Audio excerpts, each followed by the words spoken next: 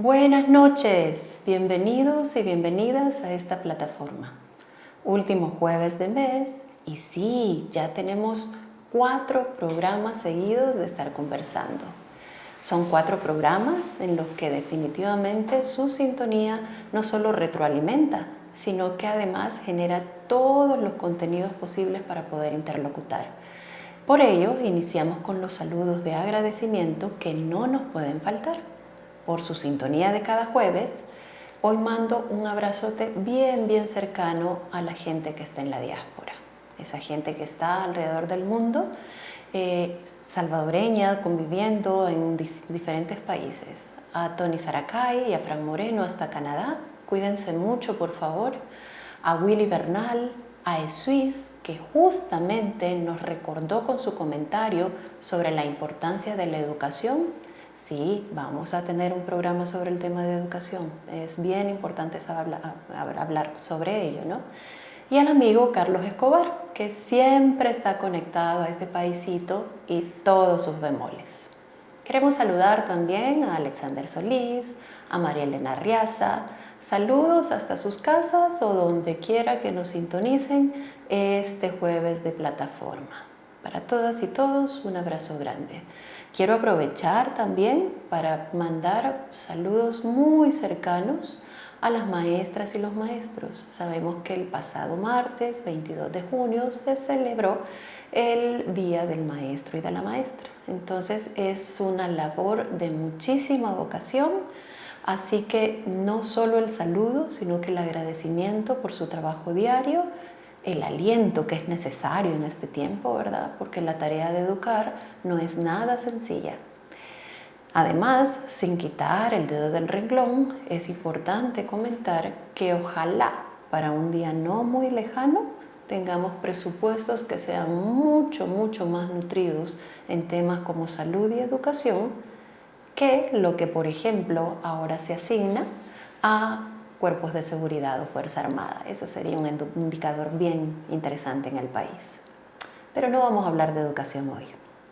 Hoy vamos a hablar que aunque tiene que ver un poco con el tema de educación, siempre va de la mano, nos lleva a colocarnos sobre el tema de las vacunas. No de las que normalmente se habla. No son esas vacunas que provocan un descorche de champán o aquellas que ponen en el ranking de alza de las bolsas de valores o de las cuales se cortan cintas, o sobre todas aquellas que son noticia a nivel mundial, pero que su nombre y su creación son tan valiosos y profundamente identitarios y sin embargo casi no se habla de ellos. No vamos a hablar del Sputnik y todo el avance tecnológico ruso, o lo de la vacuna china, que aquí en El Salvador hemos recibido en mecanismo de negociación y también de compra, hay que decirlo tal cual, sumando además las donaciones propias del mecanismo COVAX en las que El Salvador entra. Sin embargo, no vamos a hablar tampoco de la famosa vacuna AstraZeneca, esta que fue creada en Oxford y que es parte también del menú de vacunas en El Salvador, ni de los laboratorios piquis que ya sabemos que existen, como el de la Pfizer y como Johnson Johnson, que todo el mundo quiere ponerse estas vacunas, aunque la Johnson Johnson no ha llegado a El Salvador, pero todo el mundo anda buscando dónde encontrar la famosa Pfizer y que esa es la que se quiere elegir. En cambio, hoy vamos a elegir un programa en el que conversaremos de 2 candidatas que han cerrado sus ciclos de prueba superando por mucho el porcentaje de 50 de efectividad que propone la Organización Mundial para la Salud. Vamos a hablar de las que se llaman Soberana 1 y Abdala.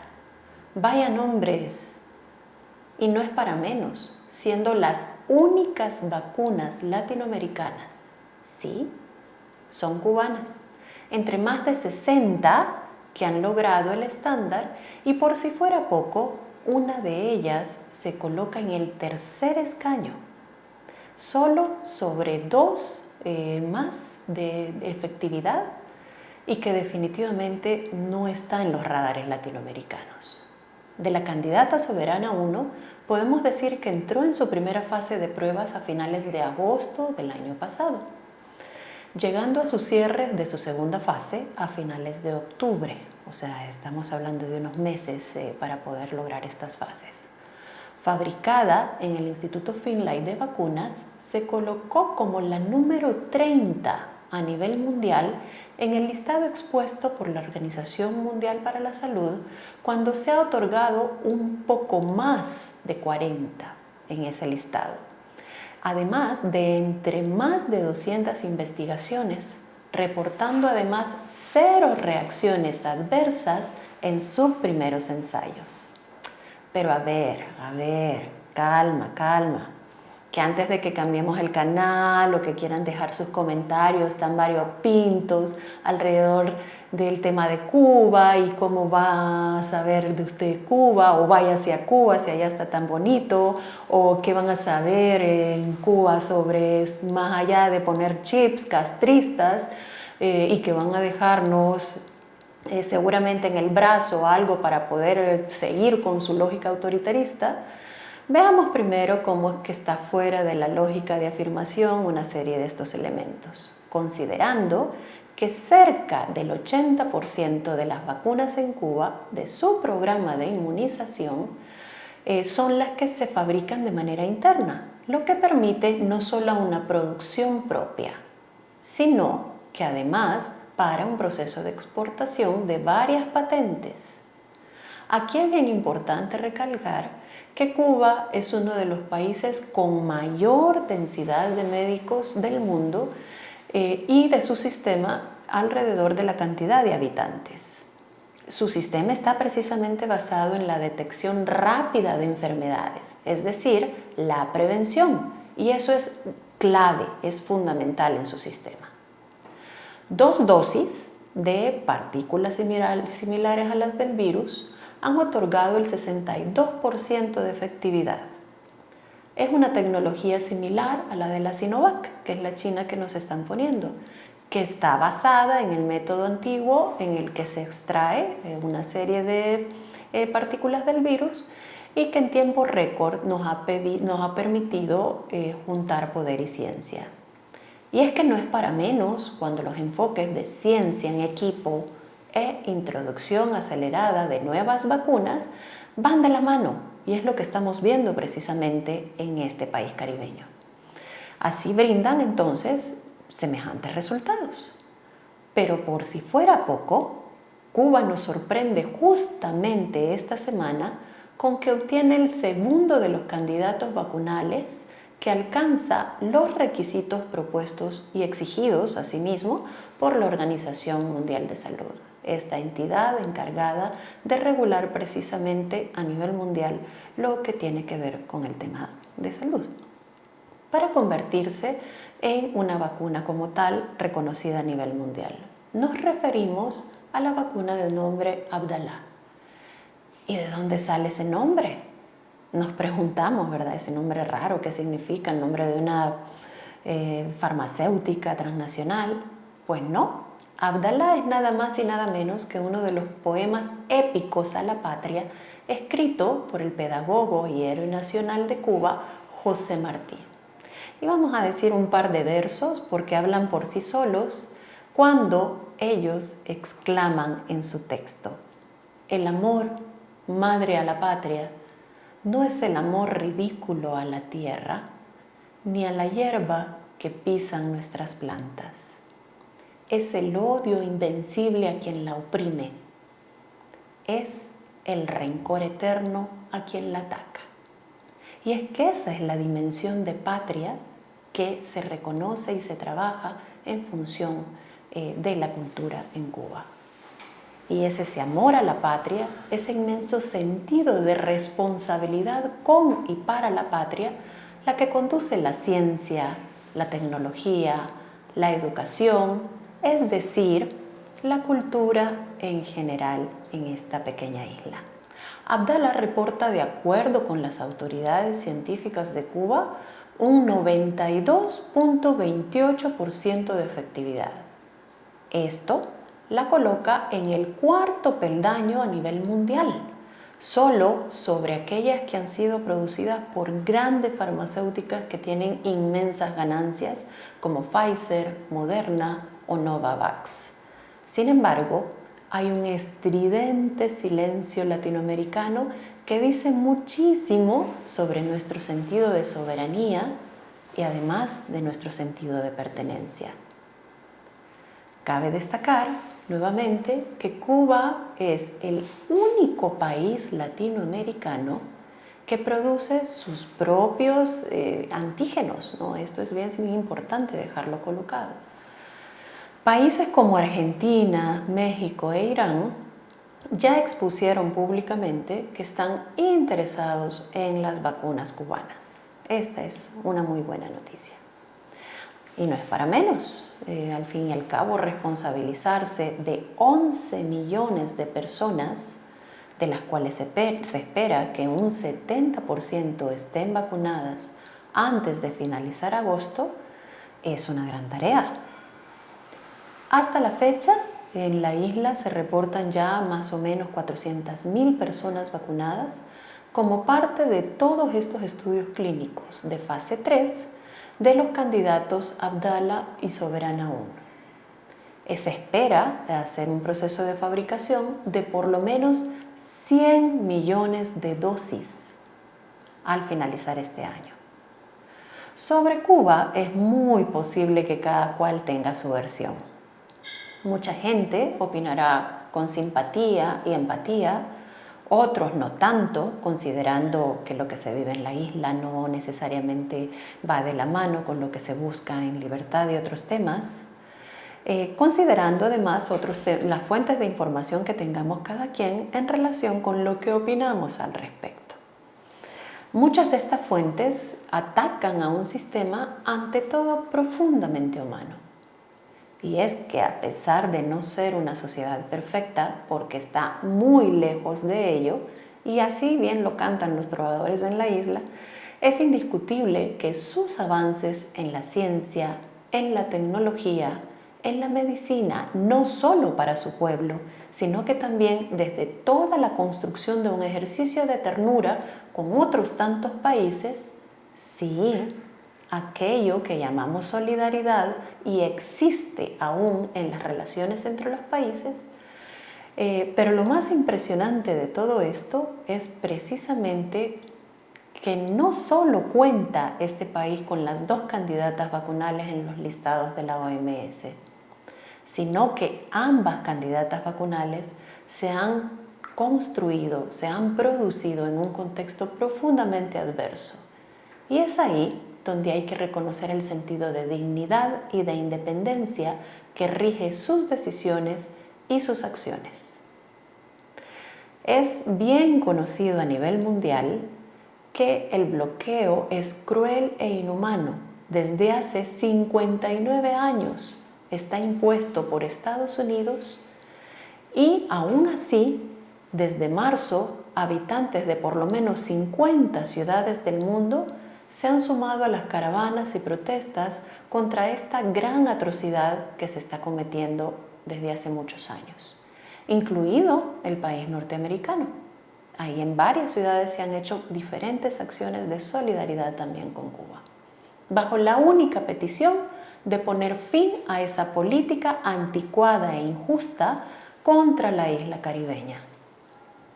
Ahora, con la nueva administración de Joe Biden, lo menos que se espera es que todas estas acciones también regresen al proceso en el que hubo un leve avance en la gestión de Barack Obama y de la que él fue un vicepresidente. El día de ayer, por ejemplo, vimos cómo se generó todo un proceso de votación en Naciones Unidas y que definitivamente el mundo entero está contra el bloqueo.